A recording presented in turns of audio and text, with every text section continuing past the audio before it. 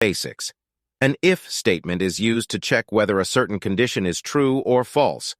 If it's true, the code inside the if block is executed.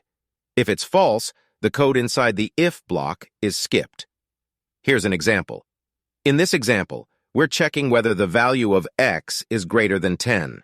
Since x is 5, the condition is false, and the code inside the if block is skipped. Now let's add an else statement to our code. An else statement is used to execute a block of code when the if condition is false. Here's an updated example. In this example, we're checking whether the value of x is greater than 10. Since x is 5, the condition is false, and the code inside the if block is skipped.